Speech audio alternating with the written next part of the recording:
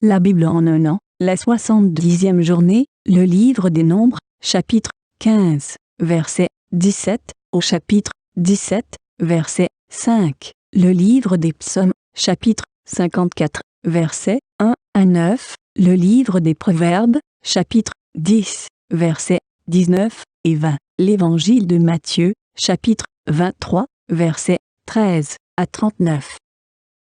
Nombres, chapitre 15. L'Éternel parla à Moïse, et dit : Parle aux enfants d'Israël, et dis-leur : Quand vous serez arrivés dans le pays où je vous ferai entrer, et que vous mangerez du pain de ce pays, vous prélèverez une offrande pour l'Éternel.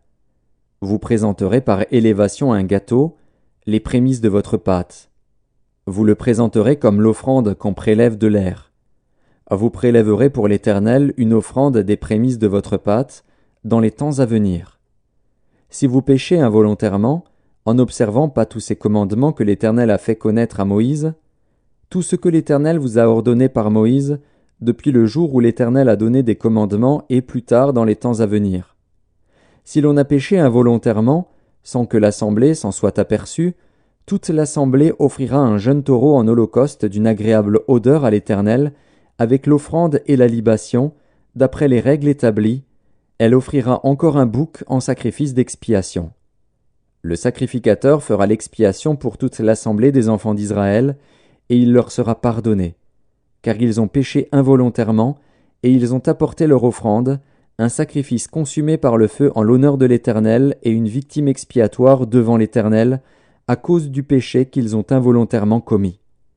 Il sera pardonné à toute l'assemblée des enfants d'Israël et à l'étranger en séjour au milieu d'eux, car c'est involontairement que tout le peuple a péché. Si c'est une seule personne qui a péché involontairement, elle offrira une chèvre d'1 an en sacrifice pour le péché. Le sacrificateur fera l'expiation pour la personne qui a péché involontairement devant l'Éternel. Quand il aura fait l'expiation pour elle, il lui sera pardonné. Pour l'indigène parmi les enfants d'Israël et pour l'étranger en séjour au milieu d'eux, il y aura pour vous une même loi, quand on péchera involontairement. Mais si quelqu'un, indigène ou étranger, agit la main levée, il outrage l'Éternel. Celui-là sera retranché du milieu de son peuple. Il a méprisé la parole de l'Éternel, et il a violé son commandement. Celui-là sera retranché, il portera la peine de son iniquité. Comme les enfants d'Israël étaient dans le désert, on trouva un homme qui ramassait du bois le jour du sabbat. Ceux qui l'avaient trouvé ramassant du bois l'amenèrent à Moïse, à Aaron et à toute l'assemblée. On le mit en prison, car ce qu'on devait lui faire n'avait pas été déclaré. L'Éternel dit à Moïse : Cet homme sera puni de mort, toute l'assemblée le lapidera hors du camp. Toute l'assemblée le fit sortir du camp et le lapida, et il mourut, comme l'Éternel l'avait ordonné à Moïse. L'Éternel dit à Moïse : Parle aux enfants d'Israël, et dis-leur qu'ils se fassent, de génération en génération, une frange au bord de leurs vêtements, et qu'ils mettent un cordon bleu sur cette frange du bord de leurs vêtements. Quand vous aurez cette frange, vous la regarderez, et vous vous souviendrez de tous les commandements de l'Éternel pour les mettre en pratique, et vous ne suivrez pas les désirs de vos cœurs et de vos yeux pour vous laisser entraîner à l'infidélité. Vous vous souviendrez ainsi de mes commandements, vous les mettrez en pratique, et vous serez saints pour votre Dieu. Je suis l'Éternel, votre Dieu, qui vous ai fait sortir du pays d'Égypte pour être votre Dieu. Je suis l'Éternel, votre Dieu. Nombres, chapitre 16. Coré, fils de Jitséar, fils de Kehath, fils de Lévi, se révolta avec Dathan et Abiram, fils d'Éliab, et On, fils de Pélet, tous trois fils de Ruben. Ils se soulevèrent contre Moïse avec 250 hommes des enfants d'Israël, des principaux de l'assemblée, de ceux que l'on convoquait à l'assemblée et qui étaient des gens de renom. Ils s'assemblèrent contre Moïse et Aaron et leur dirent : C'en est assez, car toute l'assemblée, tous sont saints, et l'Éternel est au milieu d'eux. Pourquoi vous élevez-vous au-dessus de l'assemblée de l'Éternel ? Quand Moïse eut entendu cela, il tomba sur son visage. Il parla à Coré et à toute sa troupe, en disant : Demain, l'Éternel fera connaître qui est à lui et qui est saint, et il le fera approcher de lui. Il fera approcher de lui celui qu'il choisira. Faites ceci. Prenez des brasiers, Coré et toute sa troupe. Demain, mettez-y du feu et posez-y du parfum devant l'Éternel. Celui que l'Éternel choisira, c'est celui-là qui sera saint. C'en est assez, enfants de Lévi. Moïse dit à Coré, « Écoutez donc, enfants de Lévi. Est-ce trop peu pour vous que le Dieu d'Israël vous ait choisi dans l'assemblée d'Israël en vous faisant approcher de lui, afin que vous soyez employés au service du tabernacle de l'Éternel et que vous vous présentiez devant l'assemblée pour la servir? Il vous a fait approcher de lui, toi et tous tes frères, les enfants de Lévi, et vous voulez encore le sacerdoce. C'est à cause de cela que toi et toute ta troupe, vous vous assemblez contre l'Éternel. Car qui est Aaron pour que vous murmuriez contre lui? » Moïse envoya appeler Dathan et Abiram, fils d'Éliab. Mais ils dirent, « Nous ne monterons pas. N'est-ce pas assez que tu nous aies fait sortir d'un pays où coule le lait et le miel pour nous faire mourir au désert, sans que tu continues à dominer sur nous? Et ce n'est pas dans un pays où coule le lait et le miel que tu nous as menés. Ce ne sont pas des champs et des vignes que tu nous as donnés en possession. Penses-tu crever les yeux de ces gens? Nous ne monterons pas. » Moïse fut très irrité, et il dit à l'Éternel, « N'aie point égard à leur offrande. Je ne leur ai pas même pris un âne, et je n'ai fait de mal à aucun d'eux. » Moïse dit à Coré, « Toi et toute ta troupe, trouvez-vous demain devant l'Éternel, toi et eux, avec Aaron. Prenez chacun votre brasier, mettez-y du parfum, et présentez devant l'Éternel chacun votre brasier. Il y aura 250 brasiers. Toi et Aaron, vous prendrez aussi chacun votre brasier. » Ils prirent chacun leur brasier, y mirent du feu et y posèrent du parfum, et ils se tinrent à l'entrée de la tente d'assignation avec Moïse et Aaron. Et Coré convoqua toute l'assemblée contre Moïse et Aaron à l'entrée de la tente d'assignation.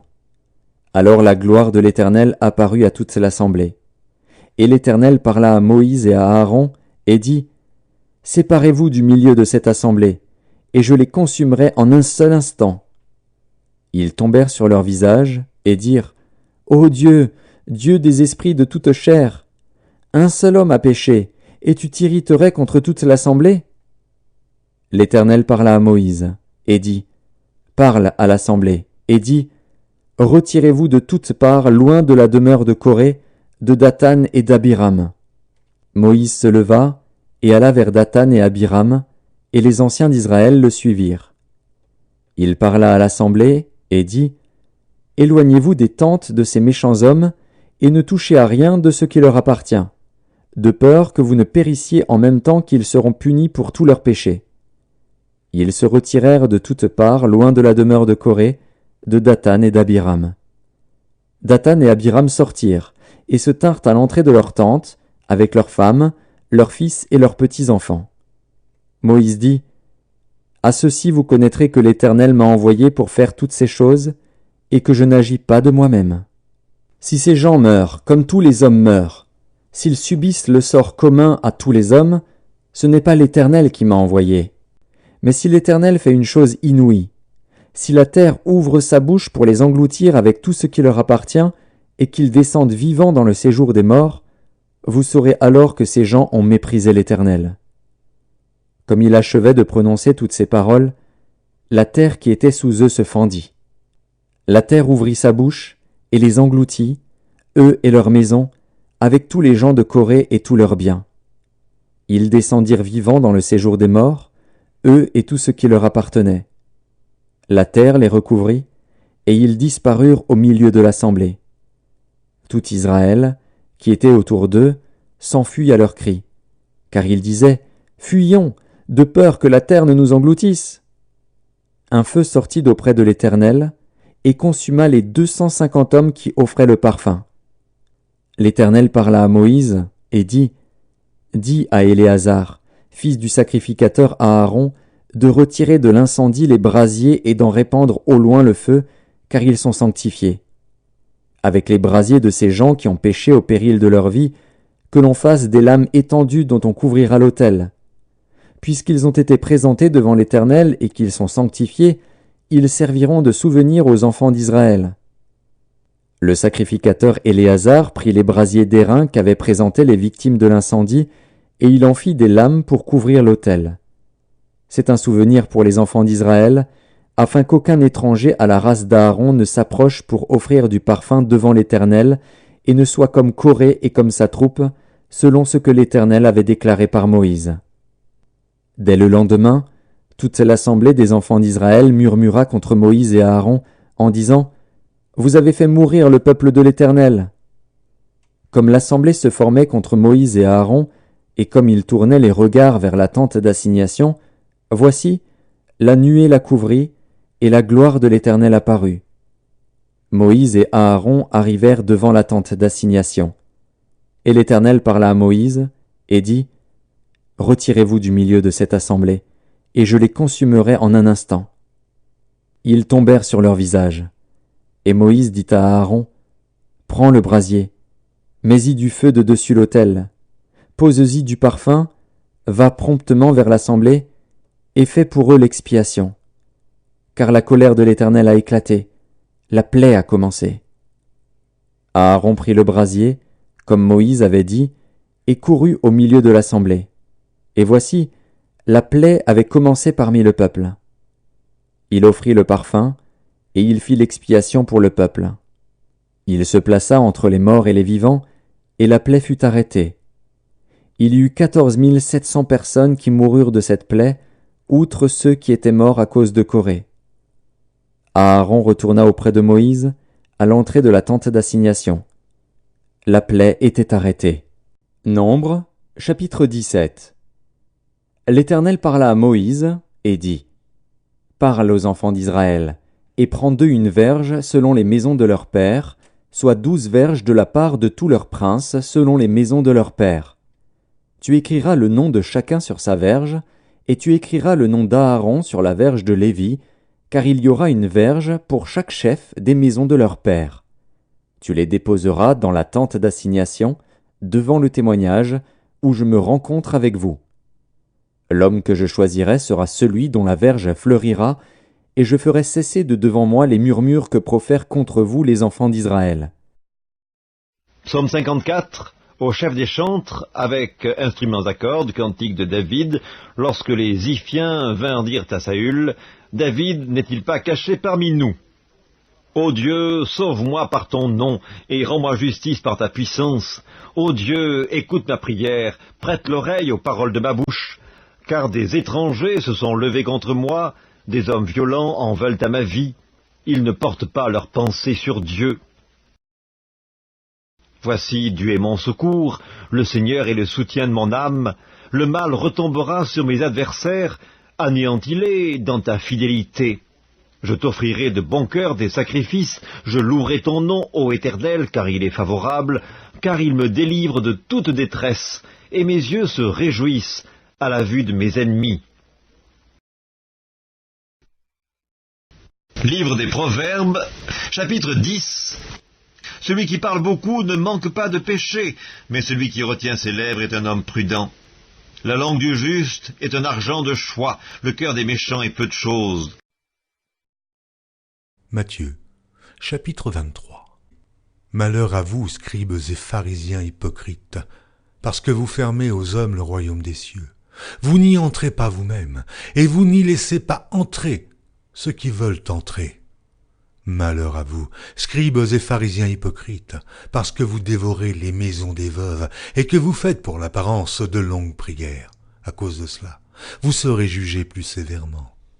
Malheur à vous, scribes et pharisiens hypocrites, parce que vous courez la mer et la terre pour faire un prosélyte, et, quand il l'est devenu, vous en faites un fils de la Guéhenne 2 fois plus que vous.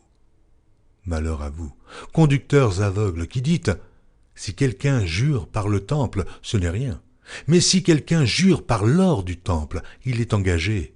Insensé et aveugle, lequel est le plus grand, l'or ou le temple qui sanctifie l'or ? Si quelqu'un, dites-vous encore, jure par l'autel, ce n'est rien.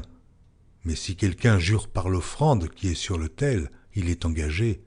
Aveugle, lequel est le plus grand, L'offrande ou l'autel qui sanctifie l'offrande? Celui qui jure par l'autel, jure par l'autel et par tout ce qui est dessus. Celui qui jure par le temple, jure par le temple, par celui qui habite. Et celui qui jure par le ciel, jure par le trône de Dieu et par celui qui est assis. Malheur à vous, scribes et pharisiens hypocrites, parce que vous payez la dîme de la menthe, de la nette et du cumin, et que vous laissez ce qui est le plus important dans la loi, la justice, la miséricorde et la fidélité. C'est là ce qu'il fallait pratiquer, sans négliger les autres choses. Conducteurs aveugles qui coulaient le moucheron et qui avalaient le chameau. Malheur à vous, scribes et pharisiens hypocrites, parce que vous nettoyez le dehors de la coupe et du plat, et qu'au-dedans, ils sont pleins de rapine et d'intempérance.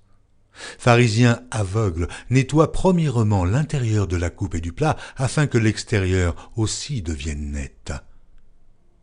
Malheur à vous, scribes et pharisiens hypocrites, parce que vous ressemblez à des sépulcres blanchis, qui paraissent beaux au dehors, et qui, au dedans, sont pleins d'ossements, de morts et de toute espèce d'impureté. Vous de même, au dehors, vous paraissez justes aux hommes, mais au dedans, vous êtes pleins d'hypocrisie et d'iniquité.